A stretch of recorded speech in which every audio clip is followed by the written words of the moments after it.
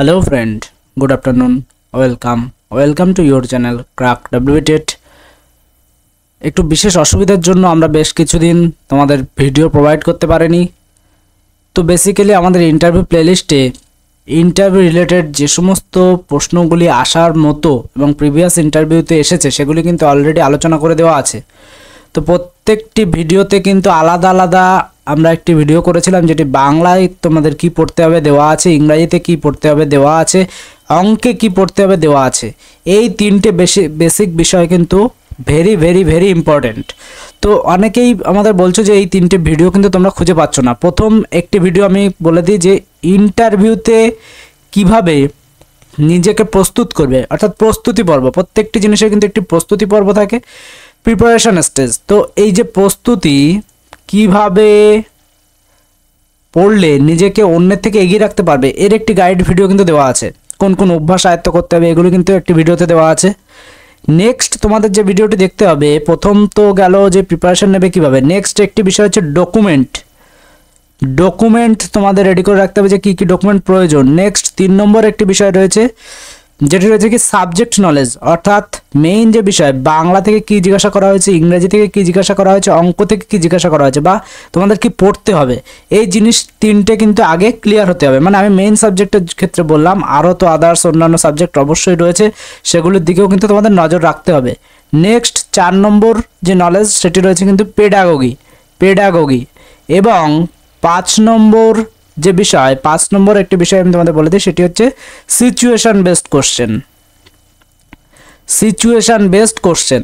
তো আমাদের কিন্তু অলরেডি প্রিপারেশন স্টেজের প্রথম ভিডিওটি কমপ্লিট করে দেওয়া আছে। নেক্সট 2 নম্বর ডকুমেন্ট কী কী লাগবে সেটি কমপ্লিট করে দেওয়া আছে। 3 নম্বর রয়েছে বাংলার জন্য আলাদা একটি ভিডিও দেওয়া আছে যে কী কী তোমাদের পড়তে হবে, ইংলিশ থেকে কী কী পড়তে হবে, ম্যাথ থেকে কী কী পড়তে হবে, এটি তোমাদের জানতে হবে। মানে প্রিপারেশন শুরু করছো কিন্তু অ্যাপ্রোচ ঠিক না হলে কিন্তু অবশ্যই বিপদ। এবং পেডাগোগি থেকে কী কী পড়তে হবে এবং সিচুয়েশন বেসড প্রশ্নের জন্য কিন্তু 150টির অধিক কিন্তু ভিডিও দেওয়া আছে। এগুলি অবশ্যই যদি একবার দেখে নাও এবং মাল্টিপল টাইম দেখো, তাহলে ইন্টারভিউতে 8+ তোমাদের কেউ আটকাতে পারবে না। এবার অনেকে কিন্তু এই ভিডিওগুলি খুঁজে পাচ্ছ না, তো তার জন্য কি করবে, আমাদের কমেন্ট করেছিল সেই জন্যই আমরা এত কথা তোমাদেরকে বলছি। তো তার জন্য কি করবে, এই কিউআর কোডটি স্ক্যান করতে পারো অথবা ডেসক্রিপশন বক্সে কিন্তু টেলিগ্রাম গ্রুপের লিঙ্ক দেওয়া আছে। আমাদের টেলিগ্রাম গ্রুপের লিঙ্ক কিন্তু ডেসক্রিপশন বক্সে তোমরা পেয়ে যাবে এবং সেখানে তোমরা অবশ্যই আজ 9টার মধ্যে তোমরা জয়েন হয়ে যাও। 9টা PM 9টার মধ্যে তোমরা জয়েন হয়ে যাও। মোটামুটি 10টার পর থেকে কিন্তু আমরা ওই 4টি যে ভিডিও বা 5টি 6টি যে ভিডিও যে কটি আছে সবকটির লিঙ্ক ওখানে শেয়ার করে দেবো। তাহলে একটা গ্লান্স কিন্তু তোমরা ভিডিওগুলি পেয়ে যাবে। এই একটি বিষয় তোমাদের অনেকেরই রিকোয়েস্ট ছিল, সেজন্য সেই বিষয়টি তোমাদেরকে আজকেই শেয়ার করে দেওয়া হচ্ছে টেলিগ্রাম গ্রুপ। এবং যারা আমাদের ইন্টারভিউ রিলেটেড হোয়াটসঅ্যাপ গ্রুপে জয়েন হতে পারো, আমিও আজকে রাত 10টার মধ্যে কিন্তু ওই টেলিগ্রাম গ্রুপে আমাদের হোয়াটসঅ্যাপ গ্রুপের লিঙ্কও শেয়ার করে দেবো। সেই লিঙ্ক থেকে তোমরা আমাদের হোয়াটসঅ্যাপ গ্রুপে জয়েন হয়ে যাও, ইন্টারভিউ সমস্ত প্রিপারেশন নিতে পারবে সেখান থেকে। এরপরে প্রত্যেকের জন্য কিন্তু ফ্রি পিডিএফ রয়েছে। ফ্রি পিডিএফটি কীভাবে রয়েছে, কীভাবে পাবে সেটির জন্য ভিডিওটি দেখতে থাকো। প্রত্যেকেই কিন্তু বিনামূল্যে ফ্রি পিডিএফটি পাবে। তো আজকে প্রথম প্রশ্ন যেটি রয়েছে যে প্রাথমিক বিদ্যালয়ে সাংস্কৃতিক অনুষ্ঠানের প্রয়োজন আছে, থাকলে কেন? তো এইটি কিন্তু একটি সিচুয়েশন বেসড প্রশ্নের মধ্যে পড়ে। বিদ্যালয়ে সরস্বতী পুজো পালন করা উচিত কি, আপনার কি মনে হয়? এ ধরনের বিতর্কিত কিছু প্রশ্ন রয়েছে। পাড়ার শিক্ষালয় আপনার কাছে কেমন মনে হয়, বা শিক্ষার্থীদের সোশ্যাল মিডিয়া ব্যবহার করতে কি দেওয়া উচিত, বা শিক্ষার্থীদের মোবাইল ফোন ব্যবহার করতে দেওয়া উচিত, এ সম্পর্কে আপনার মতবাদ কি? আরও কিছু প্রশ্ন হতে পারে, যেমন কোনো শিক্ষার্থীর বসার জায়গা নিয়ে গণ্ডগোল করছে, তো সেক্ষেত্রে কীভাবে আপনি বিষয়টিকে ট্যাকেল করবেন? কোনো শিক্ষার্থী পড়াশোনা অমনোযোগী, তাকে কিভাবে মনোযোগী করবেন? এই ধরনের বিভিন্ন রকম প্রশ্ন, এগুলি যদি আগে রেডি না করা থাকে তাহলে ইন্টারভিউতে জিজ্ঞাসা করলে আমি গ্যারান্টি তোমরা উত্তর দিতে পারবে না। এবং আমাদের যে প্রিপারেশন সেটি একটু আলাদা অন্যের থেকে। তোমাদের অবশ্যই অনেকে ফিডব্যাক দিয়ে জানিয়েছো, অবশ্যই তোমাদের ভালো লেগেছে। তো বিষয়গুলি আশা করি ভালো লাগবে। মাল্টিপল টাইম দেখো, 8+ কেউ আটকাতে পারবে না, এটুকু তোমাদের আমি বলে দিলাম। তো প্রাথমিক বিদ্যালয়ে সাংস্কৃতিক অনুষ্ঠানের প্রয়োজন কি আছে, থাকলে কেন? তো এখানে উত্তর এভাবে দিতে পারো, অবশ্যই একটি প্রাইমারি স্কুলে সাংস্কৃতিক অনুষ্ঠানের প্রয়োজন আছে। সংস্কৃতি হলো একটি জাতির বিশেষ পরিচয়, আর সাংস্কৃতিক চর্চার উত্তম স্থান হলো বিদ্যালয়। একদম শিশু বয়স থেকে শিক্ষার্থীরা নাচ, গান, আবৃত্তি, খেলাধুলা, আঁকা ইত্যাদি সহপাঠক্রমিক কাজ করে থাকে। আর শিশুদের এই সমস্ত কাজে উৎসাহিত করবার জন্য প্রাথমিক স্কুলে অবশ্যই সাংস্কৃতিক অনুষ্ঠানের কিন্তু প্রয়োজন আছে, কারণ এই শিশুরাই পরবর্তীতে আমাদের সংস্কৃতির ধারক ও বাহক হয়ে যায়। তাহলে সুন্দরভাবে কিন্তু এই উত্তরটি তোমরা দিতে পারো যে বিদ্যালয় সাংস্কৃতিক অনুষ্ঠানের কি প্রয়োজন আছে, তাহলে সুন্দরভাবে গুছিয়ে কিন্তু এই উত্তরটি তোমরা দিতে পারো। নেক্সট, একটি প্রাথমিক বিদ্যালয়ের নামের শেষে এফপি কথাটি উল্লেখ থাকে, এই কথাটি পুরো নাম কি? অর্থাৎ দেখো, তোমরা প্রত্যেকটি বিদ্যালয়ের নামের ক্ষেত্রে দেখবে FP school, FP school, ABC FP school. এই যে এফপি, এই এফপি কথার অর্থ হলো প্রি প্রাইমারি স্কুল, অর্থাৎ অবৈতনিক প্রাথমিক বিদ্যালয়, যেটি সর্বশিক্ষা মিশনের আওতায় রয়েছে। তো প্রি প্রাইমারি যে বিদ্যালয়গুলি রয়েছে, এই বিদ্যালয়ে মিড ডে মিল প্রকল্প কিন্তু চালু রয়েছে, MDM। তো তোমাদের জন্য আজকের আমার একটি প্রশ্ন রয়েছে, এই মিড ডে মিল প্রকল্প কত সালে চালু হয় এবং এই মিড ডে মিল প্রকল্পে বর্তমানে বরাদ্দ কত? এটি তোমাদের আজকের প্রাইমারির ক্ষেত্রে কিন্তু মিড ডে মিলে বরাদ্দ কত এবং আপার প্রাইমারির ক্ষেত্রে মিড ডে মিলে বরাদ্দ কত, তোমরা অবশ্যই কমেন্ট করে এখনই জানাও।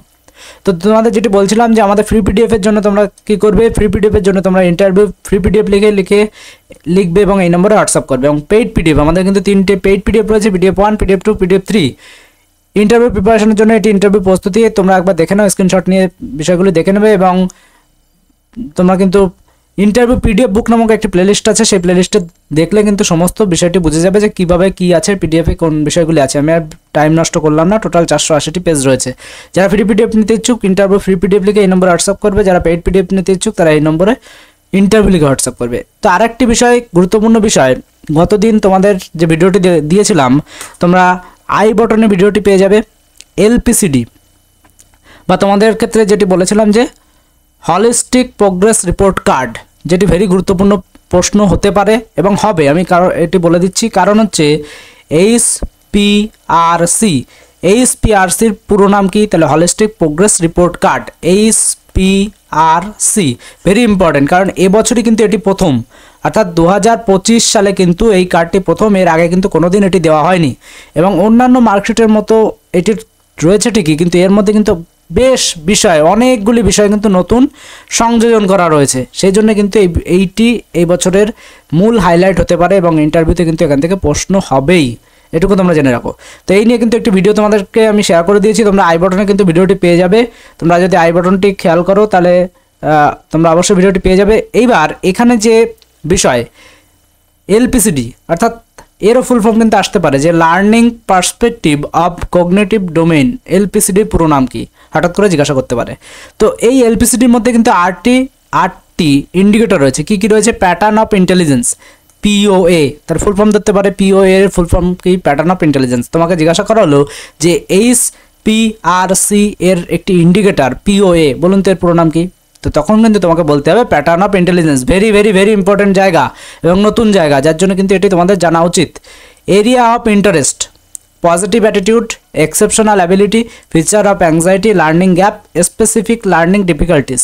তো এর আগের একটি ভিডিও কিন্তু আমি দিয়ে রেখেছি, তোমরা হলিস্টিক প্রোগ্রেস রিপোর্ট কার্ড তোমাদেরকে আমি একটু দেখানোর চেষ্টা করছি অন স্ক্রিনে, যদি দেখো তাহলে তোমরা বিষয়টি বুঝতে পারবে যে মার্কশিটটি ঠিক কেমন দেখতে এবং কোন ভিডিওটি তোমরা দেখলে এই বিষয়গুলো বুঝে যাবে, সেটি আমি তোমাদেরকে একটু দেখানোর চেষ্টা করছি।